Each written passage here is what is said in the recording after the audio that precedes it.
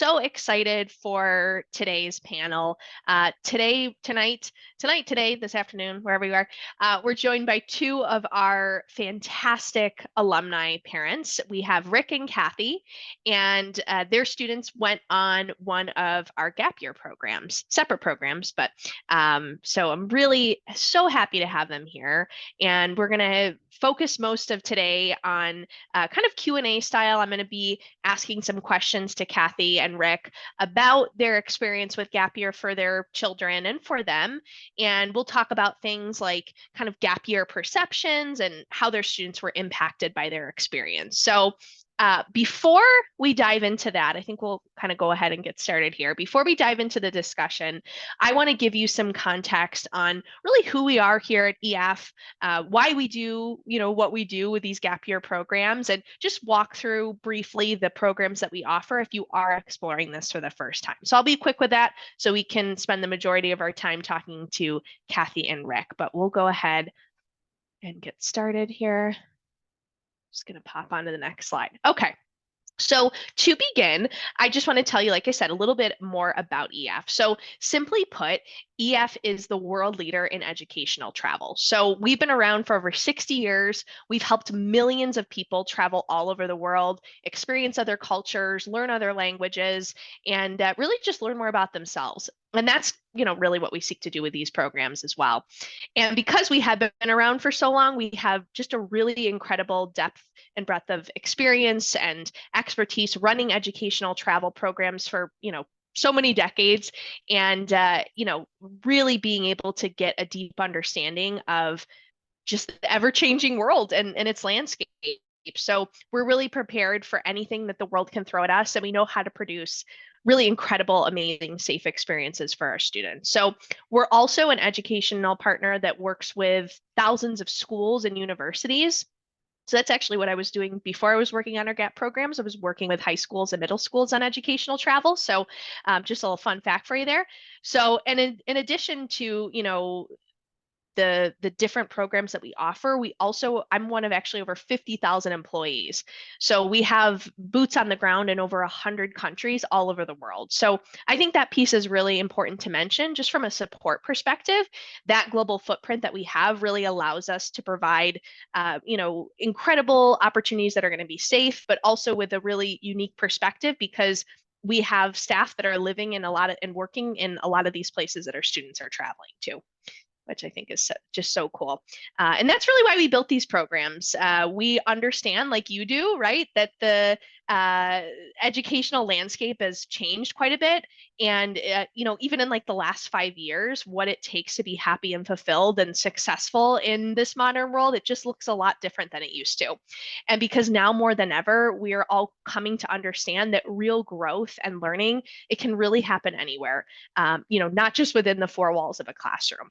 And in short, our programs are designed to help students thrive in this ever-changing world. So we want to give them the space and the tools and the experiences and confidence to really be able to take on the world. We want to get them out of their comfort zone. We want to allow them to discover more about themselves, the world, themselves in the world, right? And we want them to come home equipped to take on whatever's next. We have 95% of our students that complete these programs end up continuing onward to college. Some of our students take different paths, but whatever it is, we want them to have a lot of clarity on what that is. So now I want to get into a bit about the program itself, how it's structured, and how it all works. Okay, so first I want to just share the different lengths of the programs that we offer. So we have semester options that are between 10 and 16 weeks. Those give you the chance to travel and learn, from more of an experiential standpoint. And we have also two really incredible first semester abroad programs. So if you're interested in focusing a little bit more into a semester academically, that's also something that you can explore. And these look a lot like, a semester at college, only you're traveling the globe and you're getting to learn experientially. And a lot of the times I'll have students that will do like 2 back-to-back semesters as well and kind of like customize their year a little bit in that way. And then we also have our gap year option, which is our most popular program. It's what we're known for. It's in the name. It's a 23-week-long program. It's set up very similar to an academic calendar with 2 semesters and a winter break in between. So what's important to mention here is like, everyone has different needs. Everyone has different things that are important to them through this journey. That's really what we're here for as gap year consultants to kind of walk you through what that could look like. And I always like to mention this slide because I just want to, mention what's included as far as all of these programs and kind of zooming in a little bit on the piece of global support and mentorship. So there's so many different people that are involved with supporting our students throughout the whole process of from the moment that they enroll in their program until they return from their program. So, a couple of things I want to mention. You'll have a cohort of students that you'll be traveling with. So, these students are really your people. You travel the world together, you experience these programs together, you're making lifelong friendships. You'll also have a tour director, field director, and local guides, depending on which program you do, and then a program advisor and student life coordinator. So, your advisor is there to support you from the moment you enroll in your program until you return from your program. And then your student life coordinator is kind of acts like a little bit almost like an RA on the ground while you're traveling. So you can ask EF Gap Year alums about these folks. They're awesome people. They really help to, support our students while they're traveling, but really add a lot of color and, excitement and like local flair to what our students are experiencing. So I always like to mention this. I think it's really helpful to kind of outline these programs. So now I want to dive into a little bit about our specific programs, give you a little bit more context here. So we have let's start with our semester program. So we have semester programs that flow really similar. They're to an academic calendar as far as the semester goes. They're built around that academic semester, and they have departures in September for the fall semester and then February for the spring semester. So these are great if you're deferring for a semester, graduating early, or just want to take a break and, before, during, or after your college experience. So all of our programs fall under the guided exploration theme or kind of cultural immersion theme here. But these ones are actually going to be focused really into guided exploration for our semesters. So our Changemaker program is really for students that are interested in service learning. So working with different NGOs and nonprofits, traveling around Latin and South and Central America, and being able to really connect with some local cultures and being able to kind of give back while also learning a little bit more about kind of sustainability and ecotourism and things along those lines. Our Pathfinder program is definitely our most popular semester long program. It travels all throughout Europe. And what's interesting about this program is it focuses in on different themes, potential areas of study.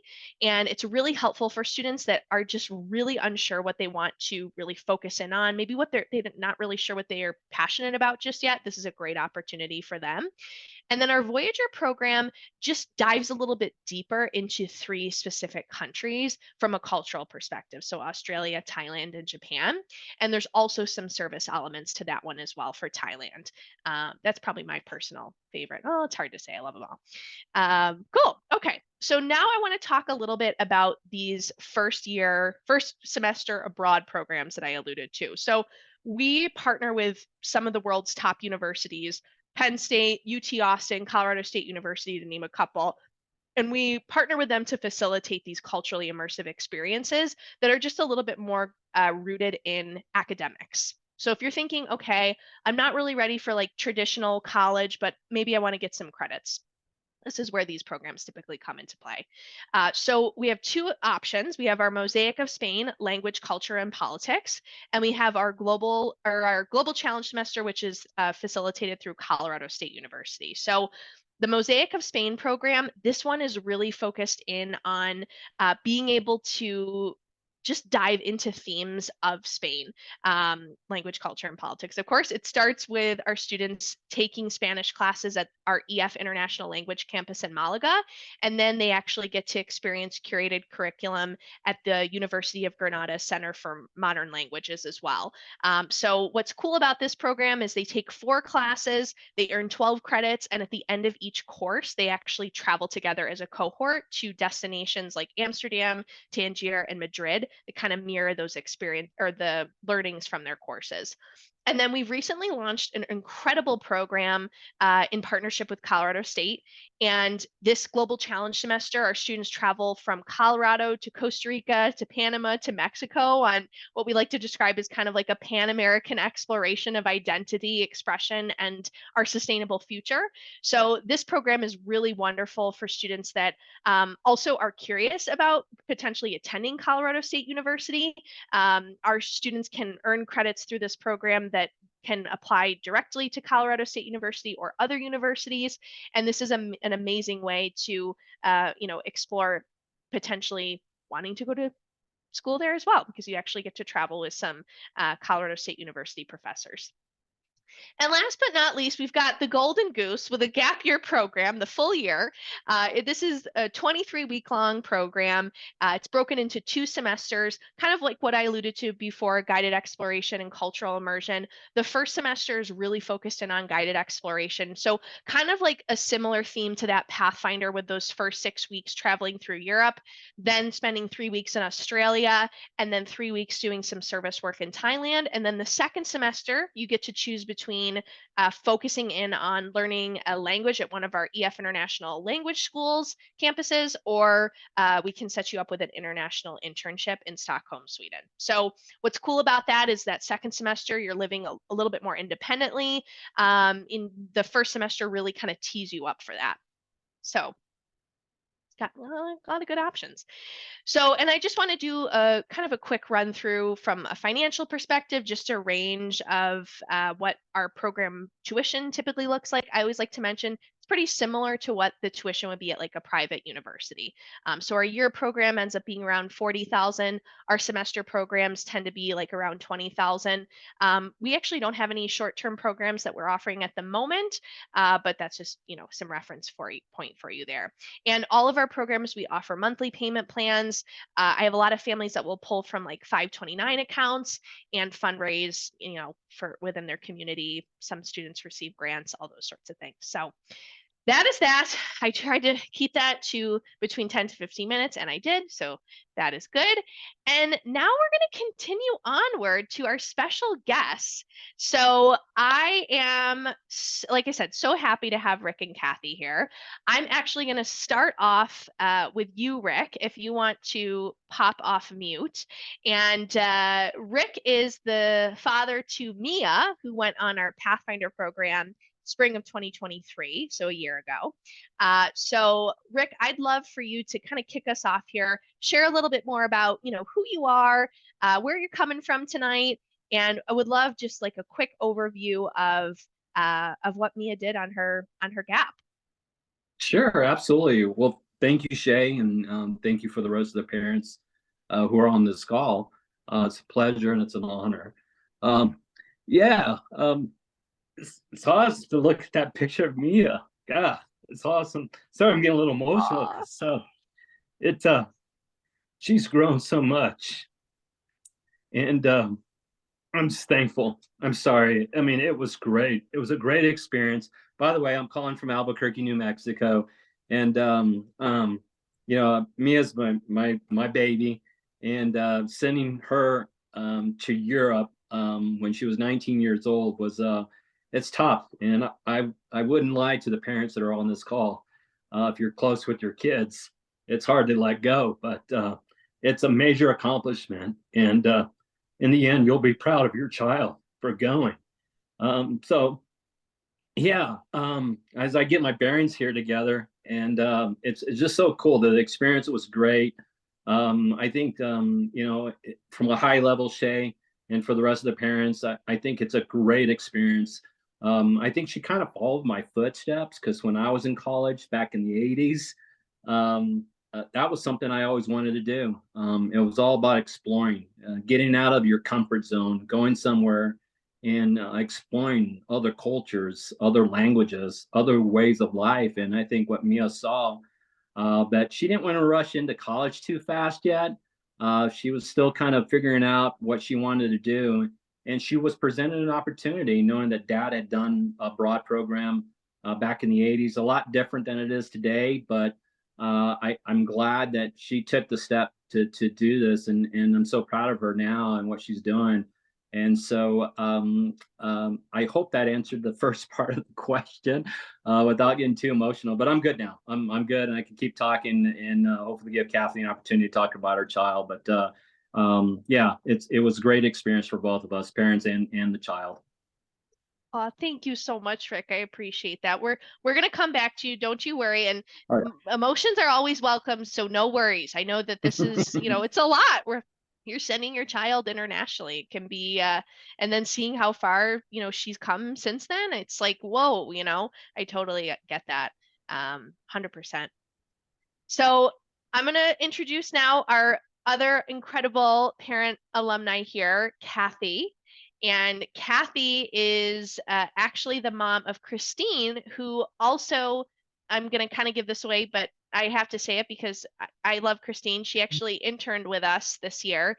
And so I just think that's really cool that we have Kathy here today. So Kathy, if you want to come off mute and would love to, kind of same question here, would love to just hear a little bit more about, you know, your initial reactions to Christine wanting to take a gap year. Sure. I'm like Rick, the parent that maybe cried when my kids left, but I couldn't be happier or prouder of um, how Christine has grown and flourished.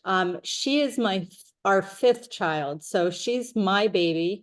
And I guess over time, I just realized that going to college right out of the gate isn't always necessary, or it can wait a year or two or 5 or 10, whatever someone might need. Although I will say that Christine is the person that was very, very strong-headed about wanting to do a gap year.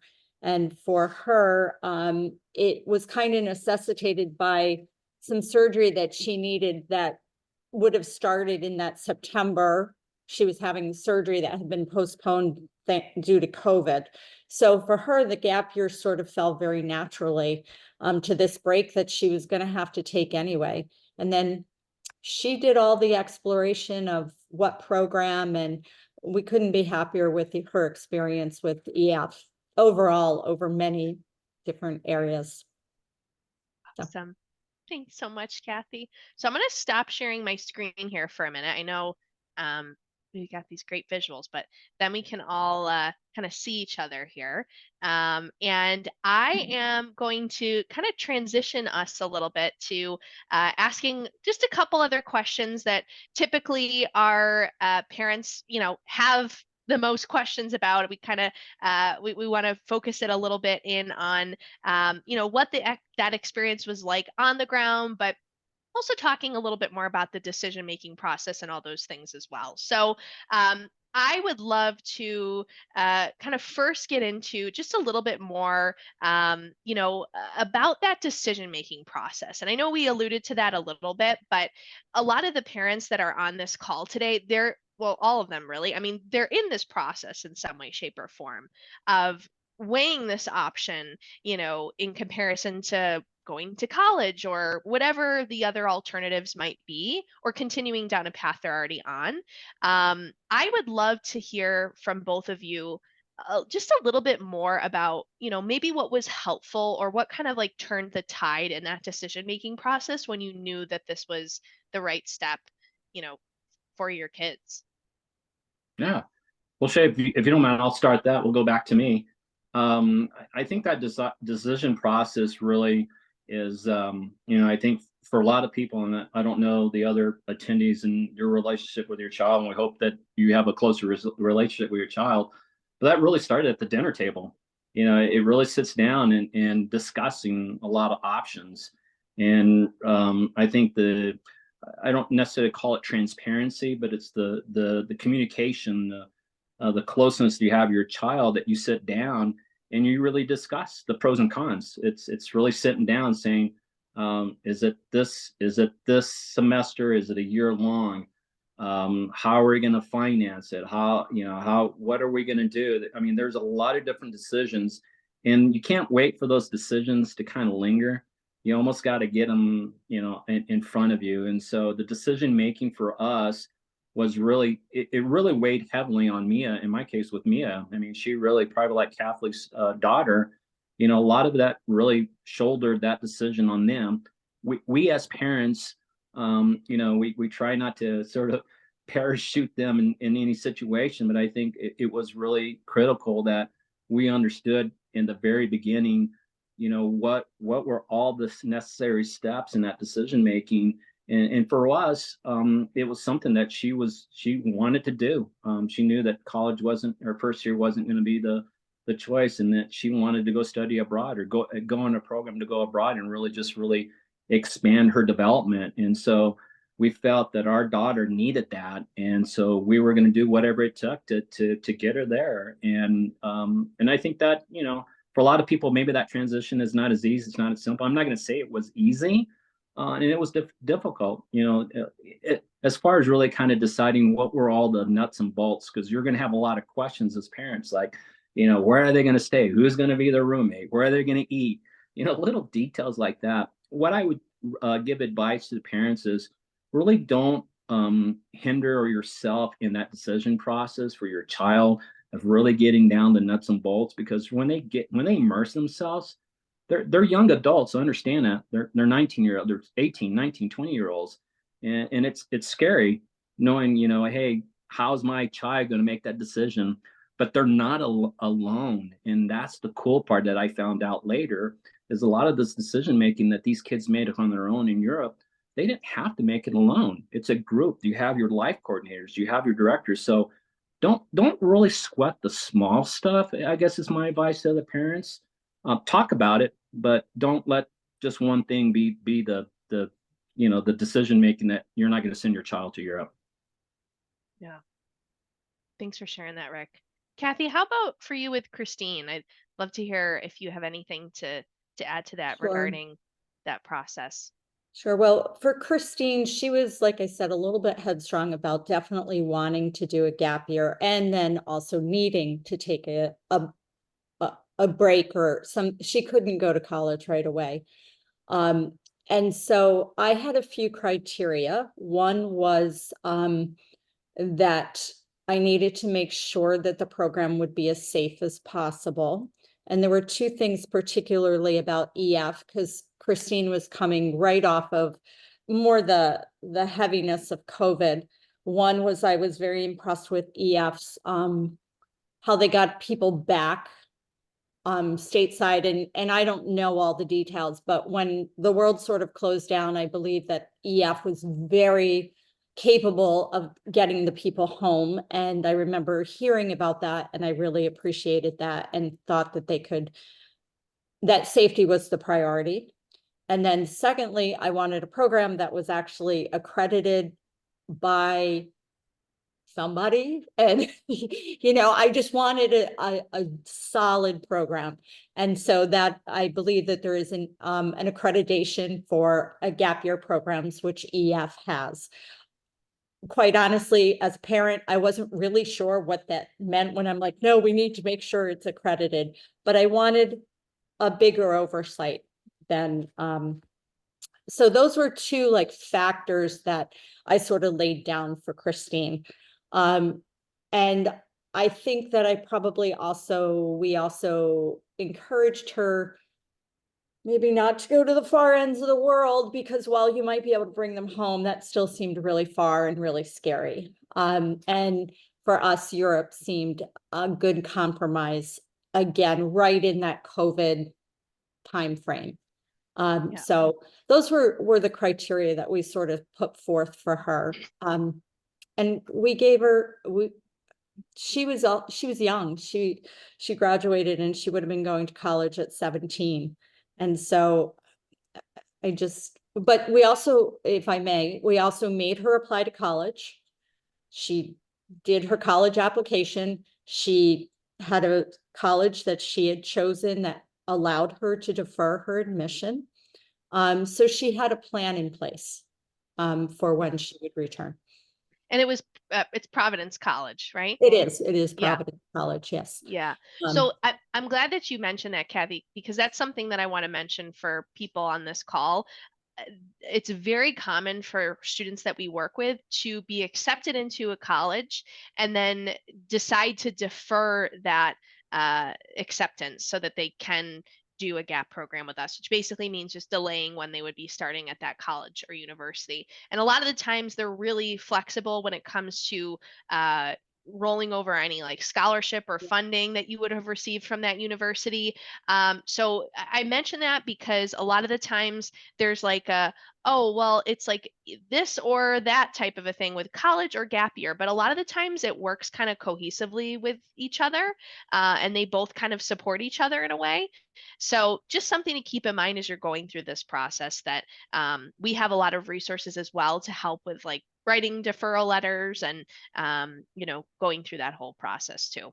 And it was a very easy process for Christine. And in fact, she also was able to retain her academic scholarship money. So, it worked out. Well, she didn't lose anything. She only gained by doing a gap year or gap semester. For her, it had to be a gap semester because of her surgery. But anyway. Yeah, that's great. Thanks for sharing that, Cathy. And I know people are popping some questions into the chat. Feel free to pop, if you actually even want to pop questions into the Q&A function as we're going through this. And then if we have a couple minutes at the end, we'll kind of unpack some of those. One thing that I want to touch on a little bit, because I know I saw this, a couple people mention this in the chat, that they're already enrolled on some of our programs, which is great. Happy to have you here.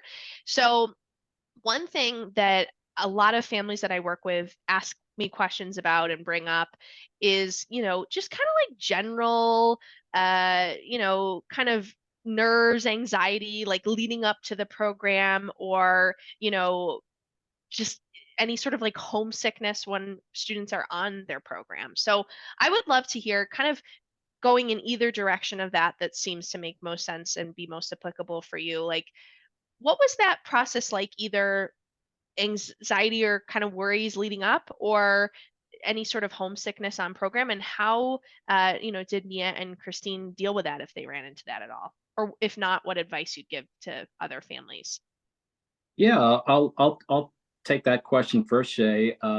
So yeah, I guess just like anything, they're young people. So when you ship them off the airport and you see them go, you're like, oh wow, don't look back, keep walking through the airport, kind of thing. So those are great. But once they get to their destination, and for one, I've been kind of monitoring the chats here. I think one of the things that helped out that EF really does is I think, correct me if I'm wrong on this one, Shay, everybody goes to Boston first, right, and does the orientation. So we're actually, for the year program, it's going to be structured a little bit differently now, where Okay. they're all actually going to have their orientation in London. And for each Nice. program, every program will have some sort of orientation. It'll just be in a different place. But yes, keep going, Ric. Yeah. So an orientation, whatever city they choose to go to, I think someone asked, how do they get started there? I think the friendships and all the things that kind of come along at the beginning of your trip. I think after 2 or 3 days for Mia, you don't know what to expect as far as the group is concerned. But she really thought that EF did a really good job on the orientations, and those orientations are important. So I think that helped out, and yeah, in terms of I think both her and mom and dad were definitely nervous and anxiety, but I think after she safely got to her destination, and we certainly worry, but I think it was great. I think there was one of these things, as if you're sending your kid to a summer camp or boot camp, and you hope not to hear from them for a week until they get back. That was sort of kind of like us. It's like, let's you communicate as best you can, but let's let the child kind of really immerse themselves. Let them really get focused on what they're trying to do. And once you kind of do that, yeah, I think the nervousness and anxiety kind of lets go. I know I asked a question here. Someone asked about the details. I said don't sweat the details, but there were a couple of times where details did matter. And for us, it turned out that there was a delay in Mia getting to Boston, and so they ended up canceling her trip. And thankfully, I'm glad that happened, because it gave her an opportunity to bring her luggage back home and repack, so it was less. So that part really worked out for them. Like, this little tiny girl cannot carry that 100-pound suitcase. So my advice to parents, Maybe not so for the boys, but for the girls, you know, you got to really kind of get through that packing part, and that was pretty hard. But we got that. We were fine, and the rest is history. That's actually Matter of fact, really, she left some clothes behind. I think she was like, she bought new clothes in Europe, but she left her old ones there, and so now that was good. So that was my story about that. Awesome. Thanks, Rick. Kathy, would love to hear kind of same question for you, kind of, for Christine. I think it is hard as a parent to let them go, but to know that, I think there's a question in the chat, excuse me, that says, what do you wish that you had known before they left? And I think it was for me to stop being anxious about anything, that there were people that would be taking care of my daughter, that she's far away, but she's not unable to access getting back home in an emergency, even if she was even further away.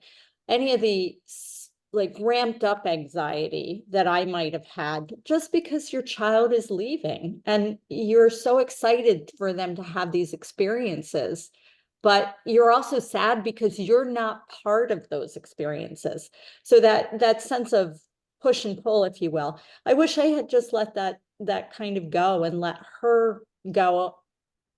And then I think that sense of anxiety, I think once the first day they were really tired, if I remember correctly, they were kind of super tired and they had a lot still to do, a lot of activities planned, a lot of places to go and see.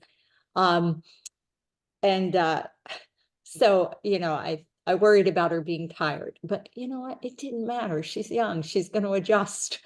And do pack less than you might think you didn't need. Yeah.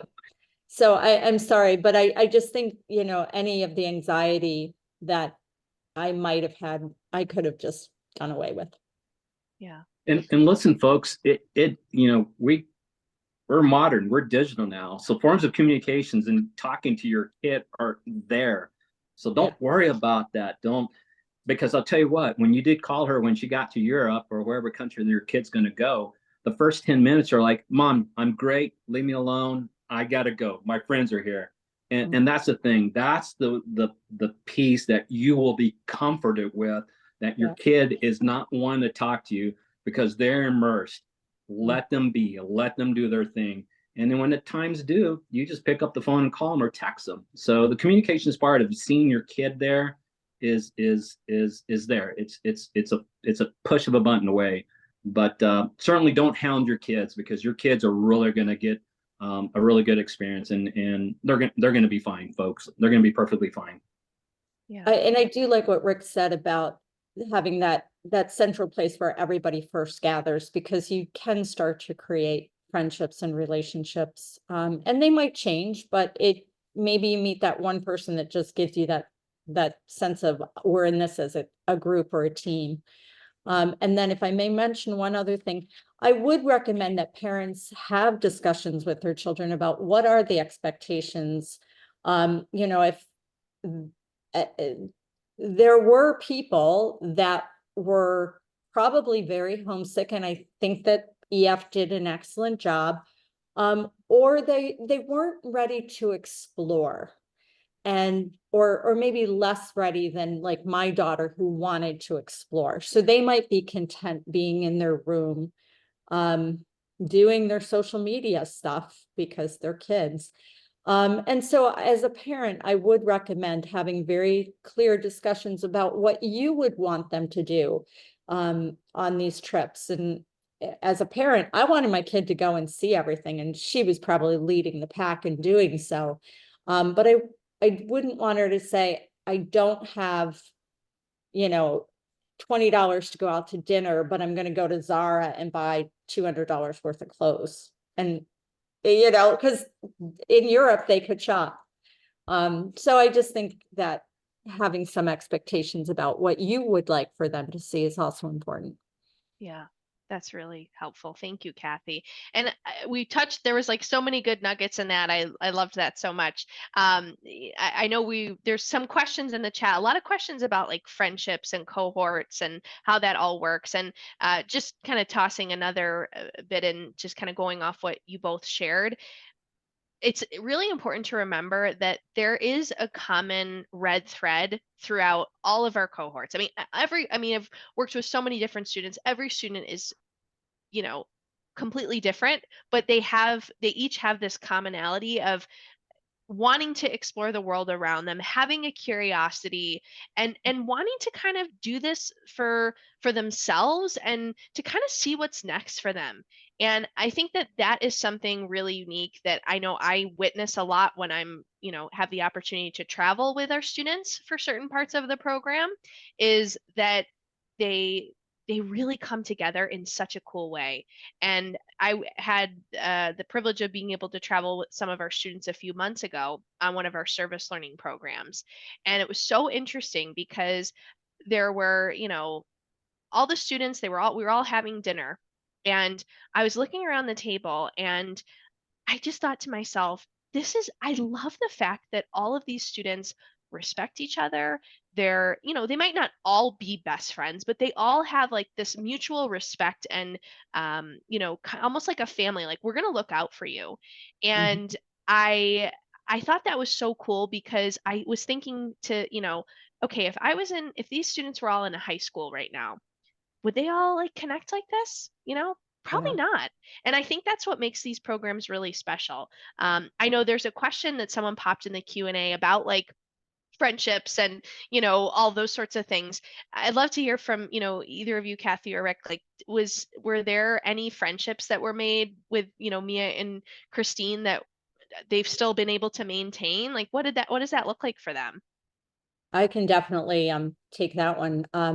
Christine made any number of friends and relationships, so but it again, a gap year isn't only, or gap semester, gap whatever, isn't only for a student in between that high school and college age. On Christine's trip anyway, there were people who had already graduated from college, people who were in the middle of college. So sometimes it's not just a 1 or 2 year age time frame for these programs.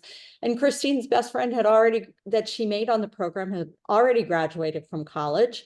Again, her college experience was a little crazy because of COVID. But Christine and she then went and traveled on an EF summer program, for I think 10 days to Greece or something like that. And they maintain that friendship. They text all the time. So she had made one super, super solid lifetime friend. And then they have all these other friends, in and around them. So she very successfully navigated making friends on EF. Yeah, That's great to hear. I echo that same message that Kathy said about Mia. My little Mia, she's somewhat a little introvert, and I think there was a question about someone saying social anxiety. And that is difficult. I don't think for Mia, a lot of the students you're not forced to have to do a group setting. If there's time that you need to yourself, you get with your life coordinator. That's the beauty of things. If you're kind of emotionally having, and of course, boys and girls are different, right? And so, for the girls, and obviously for tonight, for both Kathy and I, we have both girls. The emotions, the girl scenario, right? Sometimes could, maybe someone was a little bit, I wouldn't say necessarily I call it disrespectful, but you are going to have, some moments that you don't see eye to eye, and whatever it is, and your child either walk away or try to, not not for the to prevent a conflict from happening. So that, as you guys know, your students have gotten training and other things about conflict resolution, because that comes up. How am I going to deal with somebody who keeps throwing their clothes on the floor and doesn't pick up after them or something like that? I don't know. I'm just making that up. But I think in the end, this program allows your child to meet other kids other cultures, and even to this day, like Cathy has, you have your child has long relationships with those who she traveled with. Matter of fact, she's getting ready to go on a trip. After I let her go to Europe, she can go with somebody else. She's going to drive from Albuquerque, New Mexico, to go to Wyoming with a friend, and who's just going to go hang out in Wyoming. And then back in May, she's going to go see that friend, another friend that was on the program that lives in Florida, and she's going to do this on their own. That's a cool part now. They don't want to. Your kids are not going to want to travel with you anymore. They want to do it themselves. So after learning this experience, your kids kind of want to go do their own thing. So because they met these friends, and these friends say, "Hey, come to Wyoming, come to Florida," places they've never been to. So I think this program really just helps them develop into lifelong friendships with people they traveled with. Yeah. Awesome. And Thank you, Rick. You're gonna mention something, Cathy? Oh, I'm sorry. Even during the gap time away, when Christine and the other people on the trip would want to go away for a weekend or something, it wasn't, it was open to whoever their group of people, like a bigger group. And they might say, we're going to Lisbon this weekend. Who wants to go? And so there were people that were very open to looking out for the other people in the whole group. So Yeah, that's great. And I love that. I think that's what makes these programs so special. That there is that support. All of our students really support each other. And, quite frankly, I mean, that's why we also have our student life coordinators on the program as well. And a lot of these programs that, if there's ever like any sort of conflict or, any sort of whatever it may be, I mean, they're also there to kind of help with those dynamics as well, if that, does happen. And that's kind of the next question that I'd love to ask you both, because there is, and I know I touched on it in that one slide where, we have a lot of support that are, there to help our students. We have the advisors that are working with them, student life coordinators, tour directors. I'd love to hear, a little bit about how that support felt, from just like a personal standpoint for Mia and for Christine, if you have anything to share. Yeah, I'll add to that one. Yeah, so yes, from that slide, Shay, and for the parents, the support is phenomenal, and even to a point where maybe at one point, if there's something that you're not aware of or unknown, you do talk to the coordinator, I believe, here in the U.S., and they'll get that message over. But if I think the amount of support and things, even to a point where if your kids has a down day, I think the staff understands and knows, and they just don't let it ride like your child is sitting there in the room, and also not trying to coerce them to say, hey, listen, we're all going to go ride the bikes in the Plock at Karlsplatz in Munich or something like that. And like, yeah, I don't want to go. I just want to take a break. And they'll like, okay, we understand, no pressure. But they'll come back and say, hey, listen, we had a really great time. Well, I didn't want to go because of this or that. But I think they're there. I mean, they really want your child to participate as much as they can, but again, not forcefully if there's something they want to do there. So the support, the staff people that are there, they really are the coordinators, especially the life coordinators. Those are the key people. Those are the ones that really are keeping an eye on your child. So you don't have to worry about that.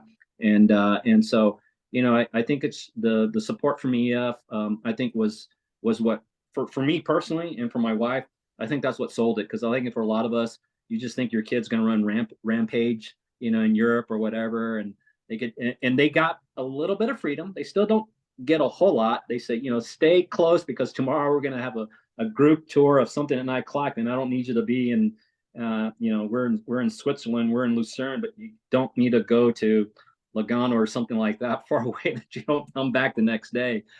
So it gives your kid an opportunity to individually explore for themselves.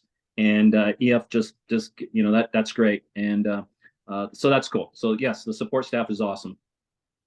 Thanks, I Rick. think the one person that I always heard about was the tour guide. I don't recall the person's name, and it doesn't matter, but I would say that the tour guides that EF had that went along with them, they are an excellent support because they understand the culture. And maybe they have a different name, but they were the people taking the kids to these various sites. They understood young people. And they were funny. All I remember is Christine talking about how funny they were. But they also made sure that the kids saw the important things that each city had. I think, I felt like she was very supported. You know, if there was a question or a problem or they needed more towels somewhere, somebody knew how to help them get towels if they couldn't figure it out when they were living in apartments and, all that stuff. So, yeah. Yeah. Thanks for sharing that, Kathy. And yeah, our tour directors are very funny. I've met dozens of them now at this point in my 8.5 years working here, and they're like comedians. They're great. Wow. And that's why I was like sharing before, like they add so much color to the experience, which is so special. So as for kind of coming up on the hour here, I have one other kind of theme that I want to talk a little bit about, which is the whole idea of what happens after this, right? So, like I mentioned, we have about 95% of our students that will go on to college and, kind of take that path. We have students that will take other paths. But I think that the big piece that I always like to kind of lean into when I'm chatting with parents is that these programs, the value to them is not just the program itself, right? It's like the ripple effect of how this experience opens up other opportunities for them and helps them to, kind of take whatever path they want to take for themselves. So my question for the both of you, whoever wants to take this first, is first and foremost question, like, where is Christine, what Christine's doing now? I know obviously a little bit what Christine's doing because Yep. she just interned with us, but maybe we'll start with you, Kathy, if you want to share a Sure. little bit about the experience after the fact and what you think maybe was the biggest takeaway for Christine. Sure. Well, it was interesting. Very recently, I had a discussion with her, and she was just saying that I guess the kids call it FOMO, fear of missing out. Oh yeah. Right. So she was just talking about how she just does not have that. She has had so many opportunities outside of what happens on the college campus that she is so content with who she is and how she's growing and how she's developing. So if there's an event or a party and she wants to go to bed at 10 or 11 o'clock and not be out till 1 or 2 o'clock, she doesn't have a fear that she's missing out. And I just think that that is really because she's had very rich experiences in multiple places. She's also academically didn't miss a beat by taking a gap year. If anything, I think she's old, just has that greater maturity, knows how to put her head down and work hard when she needs to be successful academically.